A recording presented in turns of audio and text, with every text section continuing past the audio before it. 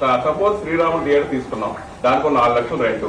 కానీ ఆ first week collection మనం చూస్తే షోకే 1,50,000 మనకి గ్రాస్ వస్తుంది.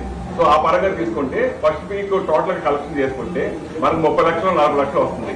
రెంట్ పరంగా ఇచ్చి 4 లక్షలు వెళ్ళిపోతున్నాయి. దాని పర్సంటేజ్ గా మార్చుకుంటే 50-50. అంటే ప్రొడ్యూసర్కి నచ్చిపోతాడు, డిస్ట్రిబ్యూటర్ నచ్చిపోతాడు.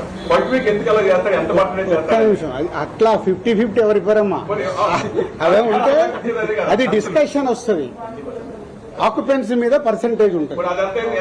అప్పుడు ఆక్యుపెన్సీ మీద డిస్కషన్ వచ్చినప్పుడు ఎగ్జిబిటర్స్, ప్రొడ్యూసర్స్ ఒక దగ్గరికి రీచ్ అవుతారు. ఎందుకు ఇది మన దగ్గర అవసరం లేదు. మన స్టేట్ లో నా 30 ఏళ్ళ ఎక్స్పీరియన్స్ లో తిరుపతి అనే టౌన్ పర్సంటేజ్లే. 30 ఇయర్స్ అయింది నేను ఇండస్ట్రీలోకి వచ్చాను.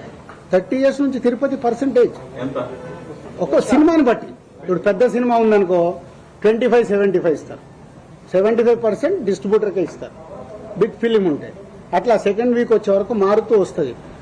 మన ఎగ్జిబిటర్లు, ప్రొడ్యూసర్లని, డిస్ట్రిబ్యూటర్లని వాళ్ళు వయా మీడియాగానే సినిమా వేసుకోవాలనే గుల ఉంటుంది వాళ్ళకు. వాళ్ళు వెరీ కంఫర్టబుల్ గా మాట్లాడితే వింటారు. కానీ మాట్లాడేటప్పుడు డిస్ట్రిబ్యూటర్కి, ఎగ్జిబిటర్ని శత్రువుగానే చూస్తాడు. ప్రొడ్యూసర్ డిస్ట్రిబ్యూటర్ నా సినిమా అమ్మేటప్పుడు అరే పక్కడు కోటి ఇస్తుండ్రా, వీటి దగ్గర 1,10,000 ఎట్లా తీసుకుందాం, ఇదే మా ఆలోచన. నా సినిమా 1 కోటి వస్తుందా, 2 కోట్లు వస్తుందా, వస్తే నేను ఎలా తెచ్చుకుందాం అని కాదు, ముందు నేను సేఫ్ అయిపోవాలి.